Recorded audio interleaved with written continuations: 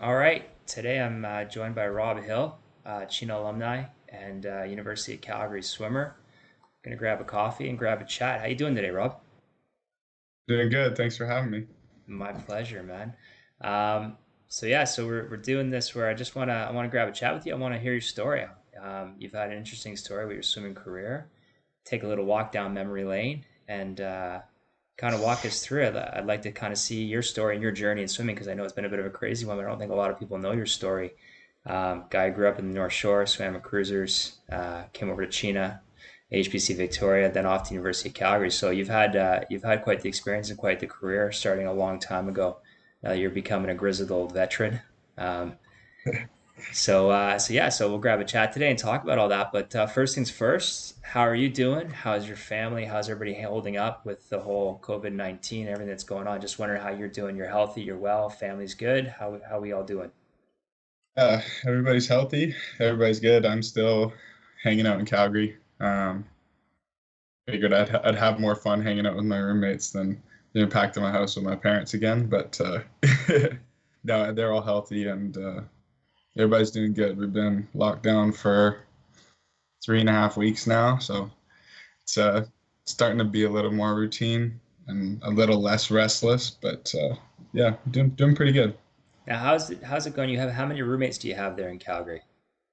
I have three other roommates and then myself. So, but one of them is Chris, and he just moved back to Vancouver 2 days ago. So now it's just three of us for now. Nice. So four young guys living in a house, cooped up. How much so do I feel that there's a lot of video games going on right now? There's a lot of everything going on A right lot of now. everything. Yeah, a lot of video games. I mean, some school mixed in because we still got classes, and a lot of cards. We've been playing a lot of A cards, lot of cards. Nice. and some light woodworking and just stuff to keep us busy. We got the garage as a shop right now, so just trying to keep projects going. Nice, nice. Well, it's nice to at least have a house and have some space. Let me tell you, being in a tiny condo with my wife, my dog, and my baby, it gets to be a bit tight from time to time. Definitely Yeah, say that's the that. that's the biggest thing about going home is if I went home, we'd be all be packed in the same house, and you Yeah, got five people living in a small house. It can get pretty crammed after an indefinite period. absolutely. No, you got a bit of a sweet spot right now being in Calgary. Um, so yeah, no, that's good. So I'm glad to hear everyone's healthy and people are good back home. Um, that's kind of the important thing. Are you doing a good job keeping your sanity and just trying to keep yourself um, I don't know. I guess the thing is mentally sharp. Like we're almost 3 weeks no water for us. You said you're about 3.5 weeks on lockdown. Like I don't remember the last time you've gone 3.5 weeks without being in a pool. So that's got to be wearing on you a little bit. Yeah, it's kind of never happened. Yeah, Um, I don't know. I think for me, I'm kind of just taking it as an opportunity to kind of have that to get a preview of that adjustment for when I'm done. Um, how am I going to live my life the moment it stops? Because I think that's an important thing that people struggle with. Um, you do this. I've done this for 10 years full time, and it came to a grinding halt just unexpectedly. So for me, it actually hasn't been too bad, just because I knew in my mind that I wasn't going to stop, and that if this was the way that my career was going to end, that I wasn't going to be okay with that. So I've been doing lots. The first week was kind of hard to just go from full on getting ready for trials mode, and we just had been getting into taper and all that. So the first week was kind of tough coming off of that. You have a bit of a come down, right? You're so locked in, and you have nothing to do. So absolutely. I can relate to breaking, that 100%. yeah, breaking the routine was probably the hardest part. Hmm. Um, but I've been good. I think for me, I took it as an opportunity to try and stay fit in other ways. So I've been running lots, and going through 3, 4 runs a week, and kind of setting goals in that medium as opposed to the pool.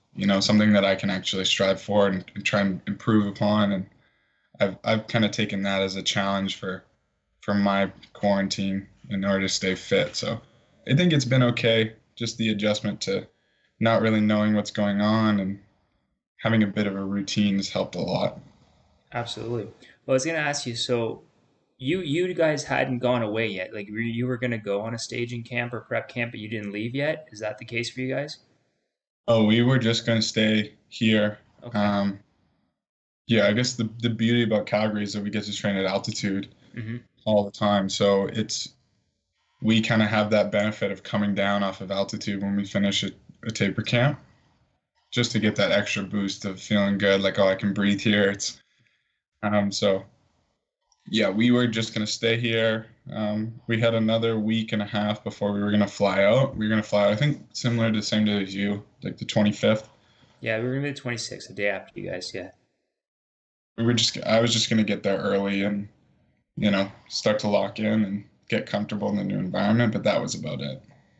Well, let me ask you this then. So, is it safe to say that I can put you on the spot and say we'll see you at whatever trials look like in 2021? We're going to see some Rob Hill at those trials.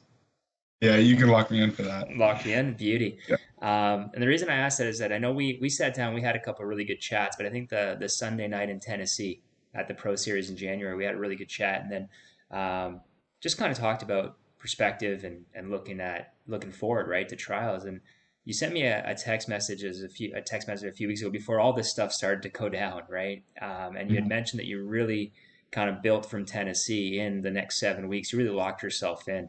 Um, what was the change you made? Like, what was the thing that you kind of got you focused or locked in that was different in those 7 weeks coming out of Tennessee that really got you to the point where, unfortunately, you're not able to race right now, but got you to a place where you were feeling pretty good about yourself and you had a good block? Um, I think and there isn't like one answer to that question. I think um, for me, this year has kind of been a big learning process in terms of um, how I've managed myself through training and how I've managed my nerves uh, when it comes to an Olympic trials. And for a lot of us or a lot of my peers, it's our last one. Um, Hard to keep doing these 4-year cycles. Once you get older, there starts to be things that you want to do in life that that start to creep in. And swimming, is the forefront, but it's not everything. Um, so I went through a bit of a period of not really knowing how to handle my anxiety around these things.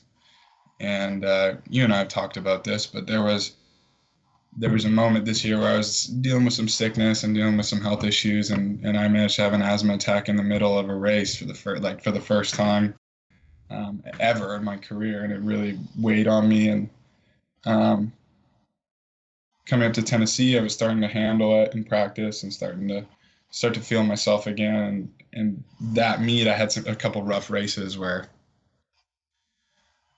I wasn't able to kind of push myself in my races just because I was worried about how I was going to do. And in the Olympic year, there's a lot of meets where people like to measure themselves, like, are they ready?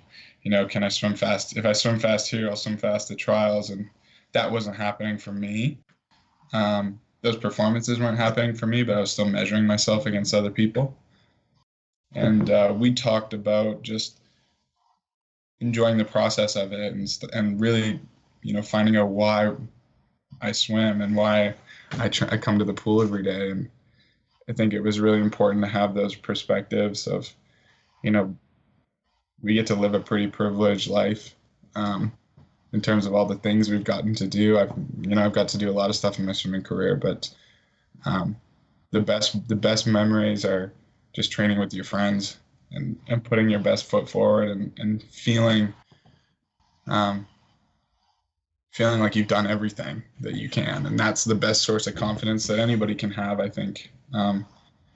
You know, if you don't believe in your training, how are you going to stand up and perform when you need to? So that's kind of what I took it upon myself to do in those last 7 weeks, is just enjoy that process and enjoy that moment, and start to take it a little lighter, because the training part's the fun part. It sucks, when you're going through those hard periods. Don't get me wrong. I think everybody feels that, but to experience those things with your friends and is a really powerful thing, I think. And I've been fortunate enough to share those training sessions with some of my best friends and my peers. So that's kind of what changed for me. And I think by the end of the camp, we were just feeling like we put everything out there, that there was nothing more I could have done this year. And I had kind of changed from the person in September who was nervous about, can I get through practice? Can I get through these meets? Can I do what I think I can do, to just knowing that I'd done everything that I could do, and I was back on track to where I wanted to be. So that's kind of the change I went through. So it's sort of a very long answer, but No, it's a good answer, and I think it's really relevant. You made me think of a couple of things that in that, and we always talk about process and enjoying the ride. And I think what a lot of people don't realize is that you've had that pinnacle. I mean, you made the Canada Games team in 2013. You made Junior Pan Packs in 2014. You made FISU Game World University Games in 2017 and 2019. And what people don't understand is when you win those races, or you have four times where you've been national champion. When you win those races, when you make those teams, a lot of what you do is you reflect back on the journey. And I don't think people realize that until you go through it. But that's where your mind pretty much goes right away, right? As you think of that journey and that pathway and that process. Um, and training's hard enough, right? So if you don't enjoy the process and enjoy being there with your mates and working hard, then it really does become like work. But if mhm. you enjoy the process, it still remains your passion, right? Because that sort of thing. So it kind of leads me into where I really want to go with you next. Is I want to talk about your journey and your pathway. Um, Mhm. I can't help but notice, like behind you, I've noticed there's a jersey on the wall. Looks like a Chena jersey. Uh, I love it, and some nice NBA jerseys, I have to admit. But the Chena one jumped out at me. I thought that was pretty cool. Um, mhm. your journey didn't start at Chena. That's your first kind of experience going into full-time competitive swimming, but you started off as a summer swimmer. So why don't you just walk me through your journey, tell your story a little bit about how you got started into swimming? Because I know you were a multi-sport athlete, did a lot of sports growing up, very athletic guy. But how did you get started in swimming, and how did it kind of morph and build into being your number one sport? Yeah, well, I guess I started like anybody else started. I was in swimming lessons when I was a kid. I think we were always around water and lakes and the ocean and that kind of thing. And my dad used to swim competitively back in the day, and my parents recognized the importance of safety around the water and just wanting us to be comfortable and maybe less of a headache for them, so they don't always have to watch us super closely. So um, I was put into a summer club when I think I was 8 years old. And immediately, just the competitive side of me kind of took over. I had this really big um, competitive drive again with my older brother George, and they put us in at the same time, and I would always go into practice and try and beat everyone at everything, and just kind of I loved the competition. For me it was a place where I could compete and practice every day, and I could go on every single weekend and race. And I think that's the beauty of summer swimming, is because it's such a short season, you just get up and you race every weekend, and you can kind of measure and get better every single weekend. That's, you're 8 years old. Every time you get in the water, you learn a new thing and you can get better. So that was what I did until I think I was about 12 years old, and I had some success regionally, and I had gone to provincials, um, once on my own and once to watch because I broke my arm a couple of weeks before going. And I think as a kid, having to sit out and watch my brothers race and everybody else race and not being able to really kind of fueled my fire to come back the next year and really just work so that I could race at that level. And I ended up winning, you know, multiple medals at the provincials. And I went, okay, the competitive side of me went, okay, what's next? Like, how do I go to nationals? So that was me around 12 years old, and then that's when I switched over to Chena because I wanted to go race nationally, and I jumped into the group, and I met James, and I met a bunch of the other athletes when we were like 11, 12 years old. Um, and then that first year, I was able to. There were some coaching changes that happened. There was moments where I almost quit because I was doing other sports. Like you said, I was playing high school football, I was playing basketball, I was playing water polo, I was doing everything. So um, there were moments here and there where I wanted to do other stuff, but I think I always loved the competitive aspect of swimming, and I loved racing people, and that's kind of what drove me to start. And from there, I got a taste of going to age groups in 2010 in Winnipeg. Um, I snuck into a couple finals in like seventh or eighth place, and like that meant everything to me. I was just so stoked to be a part of it. And yeah, and then the next year, we met you. You came on deck, That was and the best part, right, man? Like I showed up and then magic happened, right? This yeah, we had a young guy who was fiery and challenged us every day, and not only as athletes but as people, and we kind of formed a bit of a group. uh, I like to think it was the greatest group that ever came through. We kind of crushed every single record board that was before us, and I think a lot of those records still stand. James wiped mine off immediately. Every time I broke one, he took his. But yeah, we had some good moments. The first one was probably 2011. That was my second time going back to age groups, and my first time with you. And we had the goal all year trying to get on the podium there. Um, Mhm. it wasn't fully natural to me. I didn't just show up and start winning. I feel like I had that kind of pin up on my wall of who's in front of me, and who do I got to beat, and what are these guys going. And at 15 years old, that was kind of my whole life. I didn't really care about anything else What's when swim funny, season was it's happening. funny, man. I remember that because I showed up and we talked. And a lot of people don't realize this, but I drove across the country and I arrived. It was Labor Day weekend. I arrived on the Friday. And then on the Sunday, like 2 days later, I that's when I met all of you guys. We had this meet and greet thing, and I met you and James and Nico and Adam, and like all you guys showed up. And then shortly after that, you and I chatted. You told me your goals, and I said, "All right, let's go." And it was you wanted to go and be on the podium at juniors. Says, "Well, we've got 10 and a half, 11 months. Let's get her done, right?" And I really like that because you're always a person who set goals and work towards them. So I think that summer you ended up with a bronze in the 200 IM and a silver in the 400 IM, right? Um, Yeah. and that was kind of the start of something. And it was interesting. A lot of people don't realize, but you guys wanted to wipe that board, but there really wasn't a senior presence at Chena Swim Club. No. And this group of guys you guys were all 13, 14 years old when we got there. So for a guy like you, winning your first medals at juniors at 15, and then that led into the second year of 2012, 11-12 season where there was some really big goals. Now, in that summer junior nationals in 2011, you qualified for your first senior cut, right? And Yeah. that Yeah. enabled you to go to Olympic trials in 2012, which I know you saw. James and I had a chat. We always felt like we were about 4 years early for the prom for that one. So we swam well, but it was like we're just too early to be there, right? We were a bunch of young guys, young girls. It was a really young group.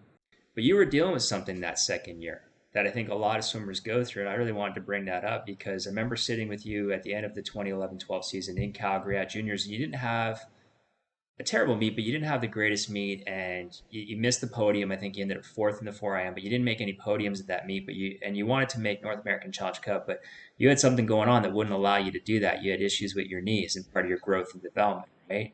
That was tough for you at a young age, just turning 16, and your swimming career was on the rise, and all of a sudden you couldn't train breaststroke for a guy who raced breast in IM. Yeah. You didn't, so you ended up fourth at juniors, but you didn't swim breaststroke for 4 or 5 months. I don't Mhm. think people realize that stretch, right? How was that for you going through that at that time as a young guy on the rise in your career? I remember that. I remember that conversation. I think those conversations are kind of the moments in my career at least where they're kind of turning points where we had vocalized not being happy with where we were at, and I think those moments turn into, okay, what do we want to do in the future, Mhm. um, which is a really good thing. For me, that year in September, uh, I was still playing high school football. Mhm. The story the story is that I hurt myself early in the season. I think I broke my ribs too, Yep. in September, and I broke my ribs, and I you know damaged the meniscus in both my knees, which makes it really hard for you to bend your knee laterally. So breaststroke's kind of out of the question. Um, and we were kind of battling this all year, and there's every year the Olympic trials, when something happens, it kind of blows up really big, right? So yeah, I think it was very hard dealing with the impatience of wanting to get better, but not letting your body wouldn't let you get there.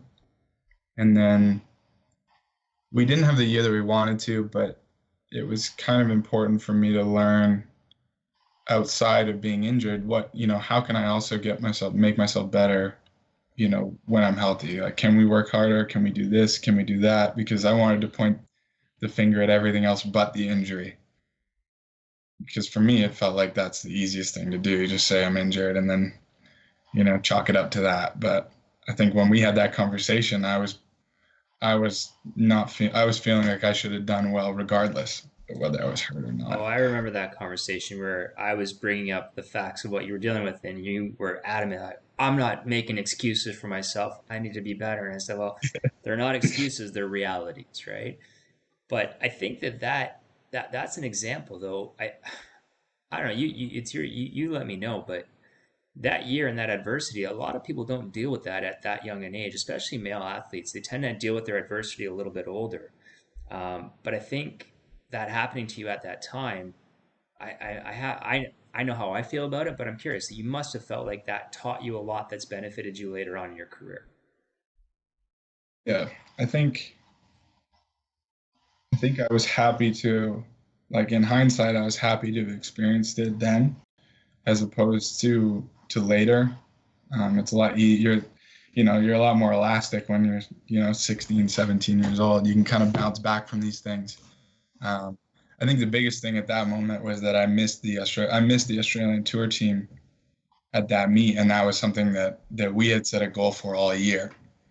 I wanted to go to the Olympic Festival. I wanted to go do that, and but I think for me, it taught me how to handle the adversity, and that dealing with injury is a super important part of anything, you know, especially sport. So for us to kind of sit down and hash that out at the end of the season was really big for me going into the next year, and I think it really set me up for not giving up on myself, and having my thoughts about what I could have done better, and then having you kind of check me and go, okay, this was what the reality was, kind of set the fire under me that I can do all these things better and also be healthy. Well, one of the things So, that was always nice about working with you is I can lay on the brutal, like those who don't know me, I believe in brutal truth with my athletes. I'm not much of a yeller. I'm not much of a berater, but I will tell you the truth in a very calm and sometimes not so soothing tone. Um, yeah, but that was like you always a person that would, give it to me straight. I still remember there was one day, I don't remember the day or what year it was, where we're on deck and you're like, listen, Patrick, I know you don't really yell at athletes. I know it's not your style, but like, can you chew me out like a football coach? And I said, well, it's going to be fake, right? He's like, yeah, I just need it. So I laid into you for, I don't know, 60, 90 seconds. And afterwards, I'm like, all right, how was that? You said, perfect. That's what I needed. You got in the water. And I just thought that was the most bizarre thing. But, you needed somebody to get on you a little bit. So let's fast forward a little bit now, all right? So you went through that in 2012. That was kind of some disappointment, but then we hit some highlights the last 2 years. So you went into grade 11, had a really good season. That year you made the Canada Games squad. So it meant that you weren't able to go to junior nationals. So believe it or not, 2012 ended up being your last junior nationals because in 2013 you couldn't go because you're part of Canada Games. So you had the experience of doing Canada Games, but before that, you guys were part of a Canadian age group national record in the 4x1 medley relay that we were not supposed to break. So we had a Oh, good run with that in 2013. You had the Canada Games experience where I think if I remember correctly, like of all the Chena athletes, I think we had 5 or 6 on that team, but you had by far were the best and most prepared. So you had a really good summer. I don't think you made the podium, but you came darn close and you swam really great at that meet, right? yeah, yeah. I remember swimming. I remember really having a good meet at see. That was the first time we had all kind of gone to seniors right before that, before the Canada Games, and we all had pretty good meets. And I think we were all riding a pretty big high from that meet. Just James touched on it in his kind of chat with you, but having that goal of okay, this year we're going to go out and break it. I think we can go break it, and I think that was really big for us. And one of those moments where for the first time in my career, we kind of put the team before our individual goals. Mm-hmm. And I was always a person that hated relays before, just because I felt like it was just wearing me out for the races. As a kid, I was kind of selfish like that, and Yeah. but to kind of come in as a team and with my friends and just go, I think we can all do this together was really big for us working really hard that year, and it made it really fun. I think it was the first experience we had together of that really high level training environment where we're all holding each other accountable and just chasing something together, and everybody knew what it was going to take. And when we got to kind of reap the benefits of going to Canada Games afterwards, with a lot of those guys, um, it was really fun to have that experience, and really important to have another chance of racing for your province rather than you. Right. Everybody's behind each other, and it's a big team event, and it was super fun. I remember being gutted because I was fourth in the 2IM by like 0.02 or something, and it was another one of those moments, like back to back years. At the end of it, I like just missed what I wanted to do, and I was so upset with myself. But the overall experience was awesome, and there were so many things to take away from that year that I think it was the perfect amount of kicking my butt to just have that motivation for the next year. So I think it was kind of a trend for me, over that couple of year stretch where I fell just short, and I think it was just what I needed at that point in time. Well, and it was cool because in 2013 you ended up swimming so fast at the end of that summer that you did qualify for the Australian Junior Tour team.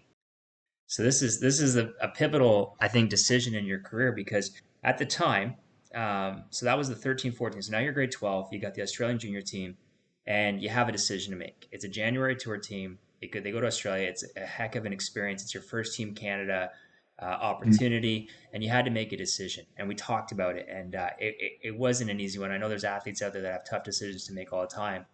But at the time with those January, there was Youth Australian Olympic Festival and the Australian Junior team. But the trend was if they went, athletes that went came and struggled at trials. Just with the travel time of year and everything, they often got sick or they struggled. So you made a really hard decision because your goal that year was to make the Junior Pan Pac team, and you wanted to finish your high school career making the junior team to go to Junior Pan Pac to Maui. So you had to make a tough decision to decline the Australian tour team and focus in on trials.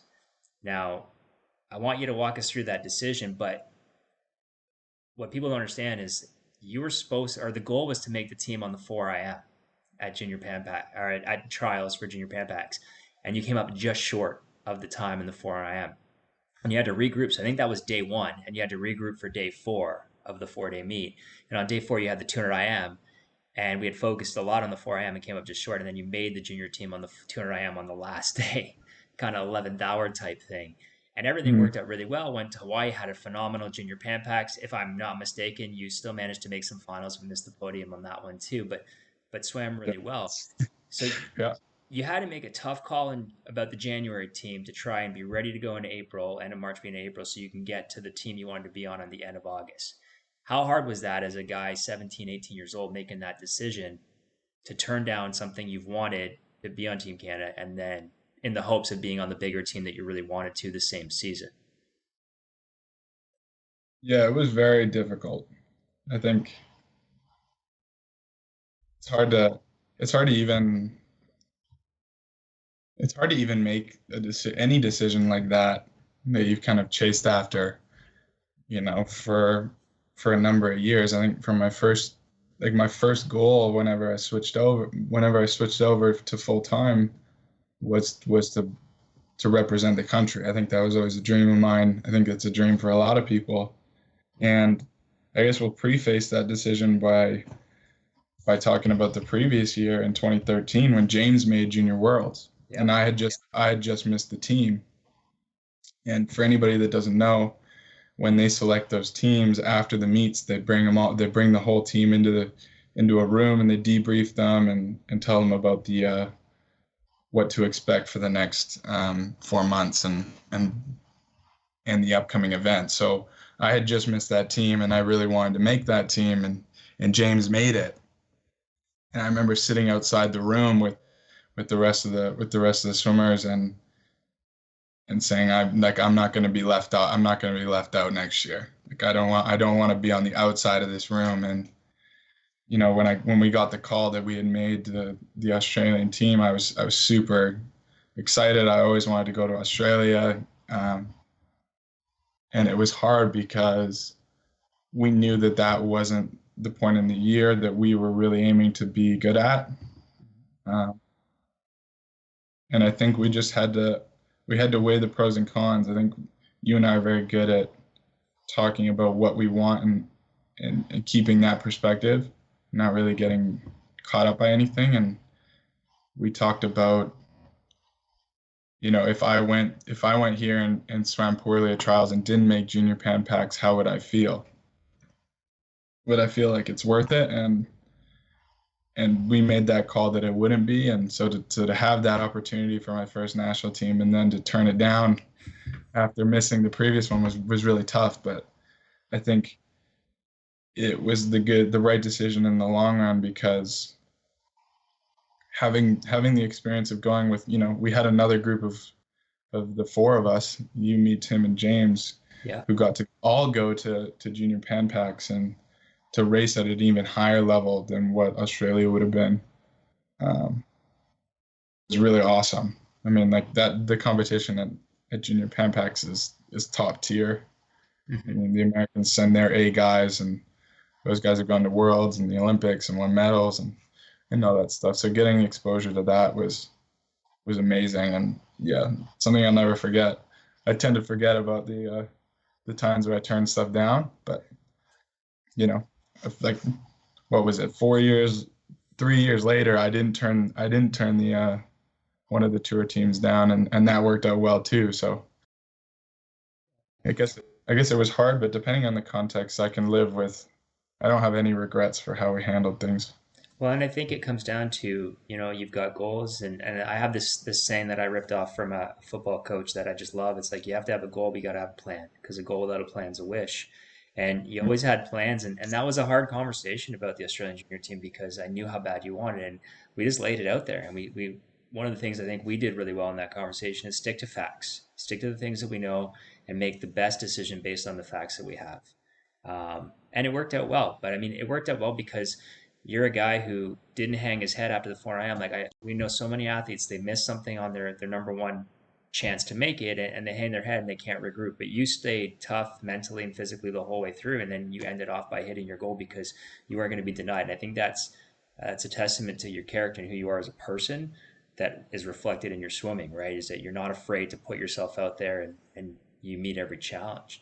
And it kind of segued well. And I mean, I think about it, and that was a cool year because Junior Pan Pacs, I had a group of six swimmers, and it was really, I was fortunate to be on that team. I was on that team because I had you three guys basically got me that opportunity by swimming so well. So thank you to you guys for that. But our group was cool because I had the three guys that I had been working with full time at Chena for 4 years. I guess Tim had come in a year later, and then I had Dan Kuyak, who I had been coaching for a few years before I moved out to Chena back in Ontario, was in my group, and then we had Anders Klein and Marcus Thormeyer. We had a really awesome, awesome group of six that we got to work with, Yeah. and that junior team was phenomenal. That's still one of my most fondest memories as a coach. Is that I just thought the unity was good and the coaching staff. It just was a really good vibe. That junior team ended up performing really well, and the team unity was good. Um, Like, it's like still some of my best friends. Like, yeah, well, if I'm not mistaken, I think wasn't Pete a captain on the men's team, and now you guys have been swimming together for the last what 6 years, yeah. right? Yeah. So And Anders was over at my house yesterday, and you yeah, know, I race Marcus every time. So yeah, it's yeah. kind of neat how those guys, you guys came together and you've been together. It was a junior team, but you guys have been the top of the men's team for the last few years, racing it out at trials and nationals every year. So that kind of like led to things. So that was your time at Chena. You had a really good time, and I remember sitting with you in Hawaii, saying like, "Okay, well, that's our last meet," and then you're moving on, and you moved to HBC Victoria. That was tough because you were there 2014-15 was the first you were there, and unfortunately Randy got sick and passed, and just things were tough, and you went through a lot personally and emotionally. Trying to like adjust to a new city, new school. So you ended up being there for a couple of years, and you swam really well in Victoria. Um, you really had a great run while you were there for those 2 years, and it kind of ended with the 2016 season. I always love telling this story, man. I don't know if I've ever told you this, but it was one of those cool moments. At the first day of Olympic trials, we had you in the 400 IM who swam with us for 4 years with me at Chena, and then the last 2 years you had been with HPC Victoria. And then we had James, who had been with me for the 6 years.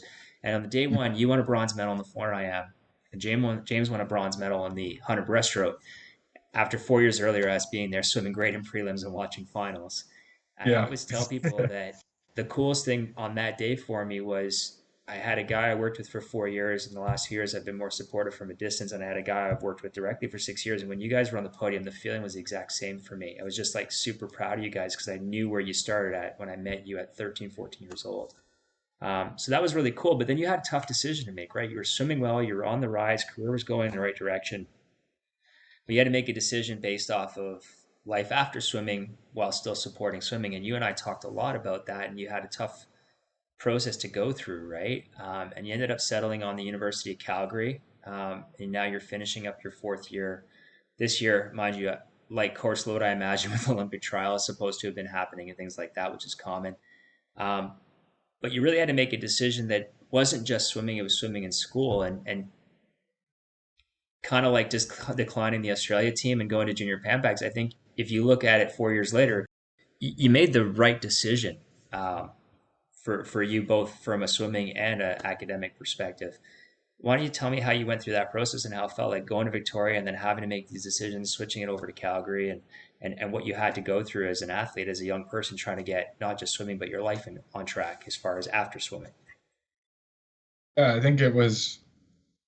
I mean, I think it's that period of time was probably um, the most important for me, as a person growing up, and kind of throwing myself in a situation where I had to grow up.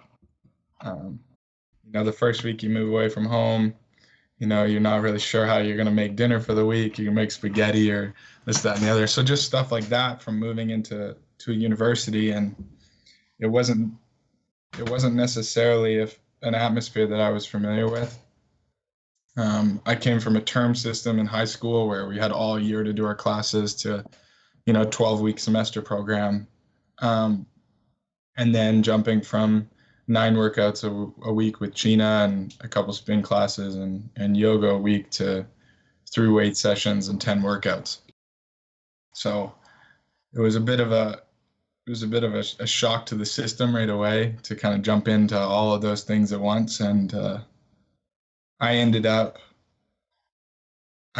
putting more of my energy into swimming just because of the way I was feeling about things and maybe my lack of wisdom and knowledge as a kid.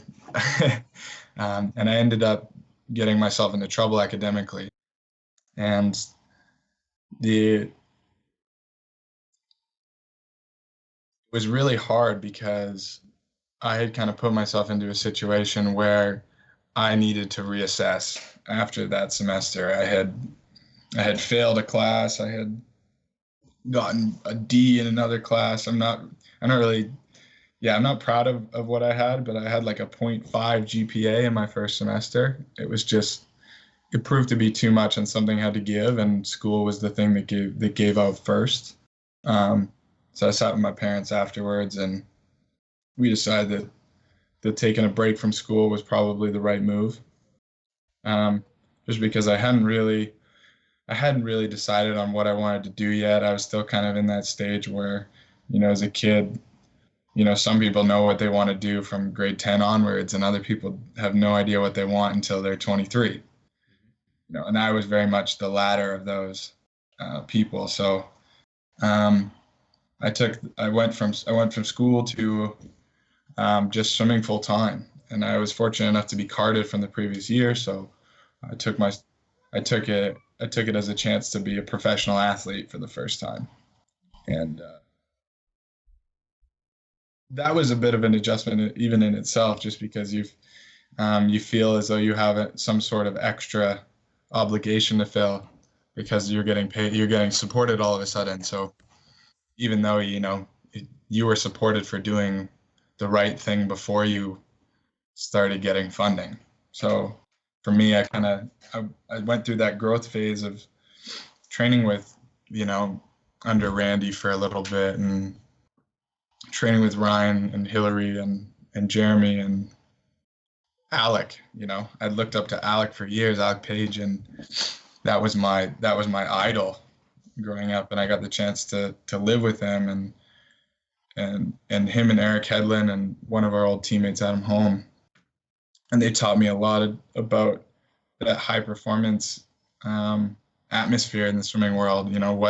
What people are doing, how hard do they train, what does world class training look like, and it gave me somebody to look up to really for the first time, because for the most part we were kind of blazing, trailblazing on our own. It was James, me, Adam, Nico, Tim, and that was a really cool learning experience to see, all the things that go into making a center work, and trying to get the most out of people. And I really learned a lot about myself. But at the end of my time there, it kind of became apparent that I needed to get my school back on track, um, and get myself prepared for when I was done, because those guys were in their end of their career when I just kind of joined, and they were wrapping up their careers. And being able to see what that looked like for them gave me a bit of a reference, and taught me some things about, okay, like, what do I want to do and what do I not want to do. So for me, I wasn't able to get back into school at UVic. I had officially failed out. Okay. I'm a university dropout, I could say. Um, and I got a call from Mike, because my dad had reached out to Mike. Mike's the coach here at University of Calgary, and my dad had reached out and said, "Hey, can you help my son get back into school?" And it wasn't. I was kind of pissed at him, because I was like, "Why would you go talk to another coach, like, without talking to me?" And he was looking out for me and what I wanted. And after taking a year and a half off of school, I realized that, I don't want to be 27 starting my education, 20, 26. I'd like to be set up. And so I made the decision to go, and it was a little bit easier because some of my teammates were making that transition too. Peter Brothers was making that transition as well, and same with Danica Ludlow. So we had a group of us that were all moving over. We had, throughout the years, we make friends with people around the country on your junior teams and whatnot. And Tristan was the captain of the team in Calgary, so I would have another IMer to train with. And it was really important for me, because it felt like I was transitioning into a high performance environment still. Hmm. And that's what I was looking for. But I also wanted to not to kind of cover my bases and give school another try when I felt like I was truly ready and I was actually going to put my best foot forward. And it's been a quick 4 years, but now here I am. So I'm wrapping up my school next year, and I'm super glad that I made the decision because, you know, I can finish my swimming career and I can finish my academic career at the same time and fully turn that page into, you know, the new part of my life. So it's worked out pretty well for me. Well, it definitely has. I mean, you made FISU games in 2017, FISU games 2019. Um, you ended up with a total of 21. This is always a stat I love, man. You won two medals at junior nationals in your career and no golds. And if my count is correct, and these are just individual, you've won other relay medals, of course, but senior national medals, I've got you. I think you've won four gold, nine silver, and eight bronze, and that's at senior nationals or trials. And for a lot of swimmers who you didn't make your first junior team until grade 12, you didn't win any gold medals at junior nationals in your career, and you've got all these senior national medals and these senior teams. And I think that's a really important message for a lot of people that you're developing and growing all the time. And one of the cool things I loved about this crazy journey that is swimming is that we stopped working together in 2014. We've always remained close and we chat and we talk, except I would never answer any swimming questions. That was the one thing I refused to do with you. um, so I know you would You ask know, me from time to time, but I sometimes. refused. Yeah. Um, but I thought it was cool that I got to work with you in 2017. You came back to Chena after the school year, and we got to work together from basically the end of April all the way through till 2017 FISUs. And it was right back like old times. You were complaining about some of the sets and some of the work, and told you to shut it and just keep on working. And you ended up going and having a really solid FISUs. I think you swam well. You had quite a few good swims, and it kind of led into the next year. I think you went to the Pro Series in Austin and lit it up, and you were great in work. And you've had a really good run with your career and a lot of successful moments. Um, but I always wondered if part of that was to do with the fact that you've had phenomenal teammates. Like I think about the group of teammates you had, and like you said, you guys were coming up at Chena, and you didn't have a senior to look at. Like when I got to Chena, we had zero senior national and trials qualified athletes. Like you guys were the first group. You didn't have anybody to kind of look up to or emulate yourselves after. Then you had that group. Then you had an amazing group of teammates when you went to Victoria, like you've already mentioned. And then you transitioned to Calgary. And once again, amazing group of teammates in Calgary, some really good athletes. So I would say, as far as a swimming career goes, you've been somewhat spoiled uh, with having phenomenal teammates around you your entire career. Because I think you even had a good group of people you swam with at cruisers, if I'm not mistaken. Yeah. Yeah. I So, think yeah, it was awesome. I can't really complain too much about my teammates. but it just goes to show, right? Like I always say, it's an individual sport when you get up and compete, other than relays. But you can't get there unless you've got good people around you to go in and do the work every day and have that person to relate to. And I, if you had to say, like, do you have a favorite kind of teammate or somebody who got you going or someone who kind of irked you or motivated you? Like, is there someone along the way that um, just, I don't know, maybe just brought the best out in you, or somebody that just always made going to the pool a little bit brighter, a little easier? As anybody or even a group of people? I'm putting you on the Yeah. spot a little bit. I mean, it's hard to it's hard to even say because it's like that's like saying trying to like rank your family members. You know, like if you had to put a power ranking of your family members together, I don't think you could do it. And that's kind of the same thing I feel with with my teammates, really. Yeah. And I truly believe that. You're right. I've been super fortunate, and I think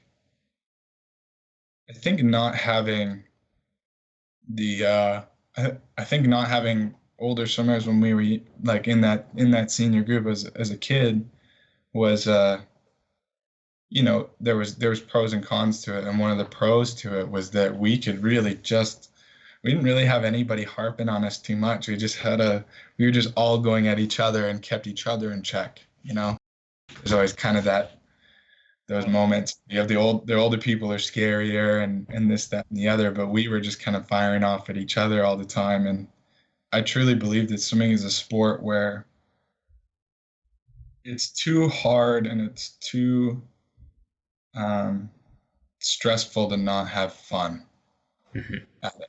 Like if you know, if you're not having fun, you know, racing or your work isn't worth it or you're not having fun with your teammates, it's too hard. Yeah. You if you don't like it, then I truly believe then there's way better things that you could be doing with your time, with that time commitment um, than putting so much into swimming. And then maybe that's me as I'm older, but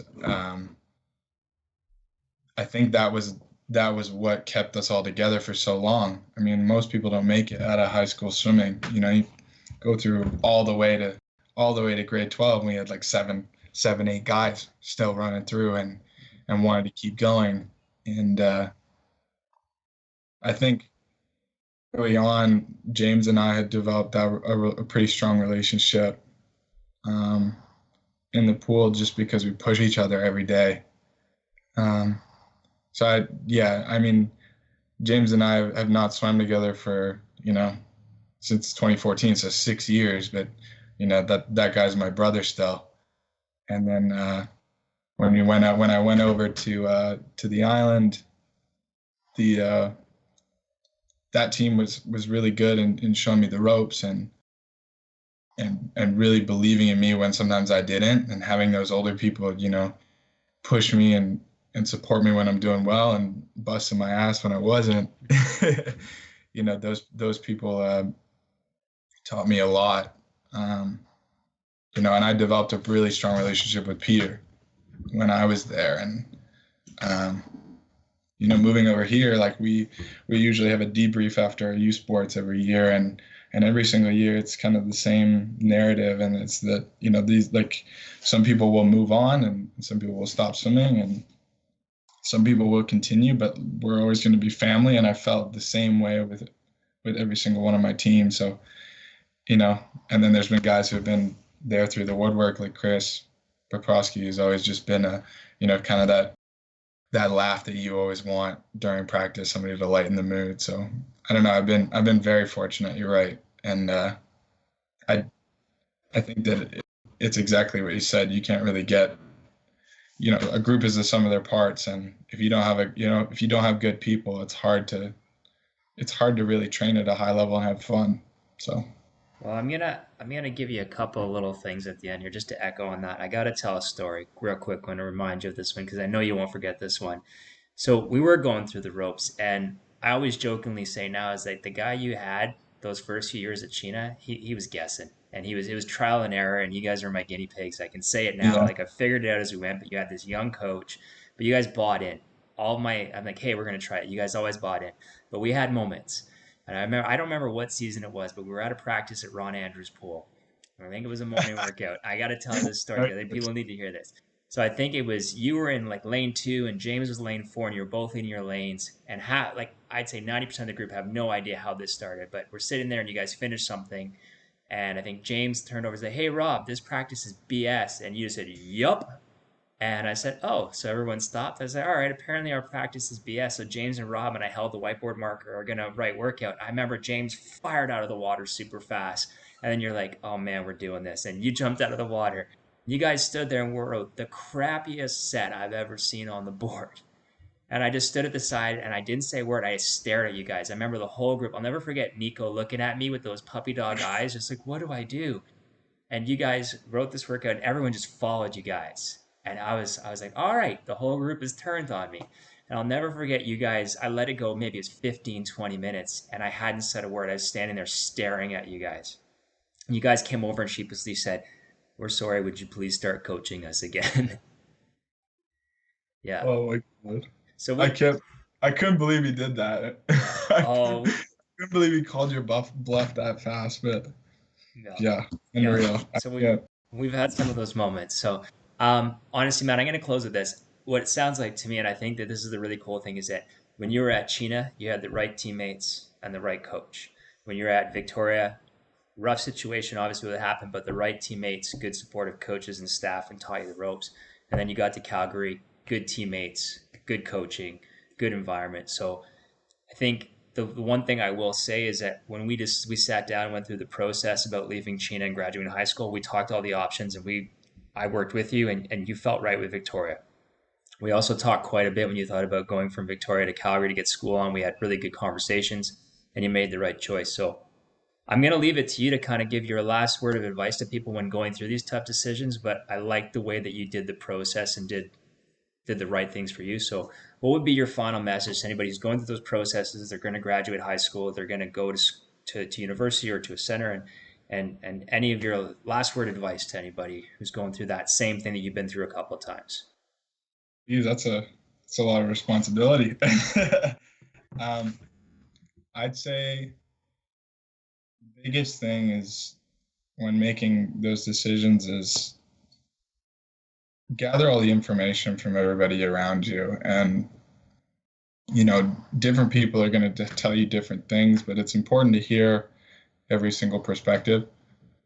um, and because some people want the best for you, and those are all come in different ways. And I think it's easy to be caught up in maybe picking what other people want, but at the end of the day, you have to look after yourself, and you have to look after what you really want. Because if you're doing something you don't want to do, and you're making that decision, for somebody else, then it's going to be very hard to be successful in an environment like that. And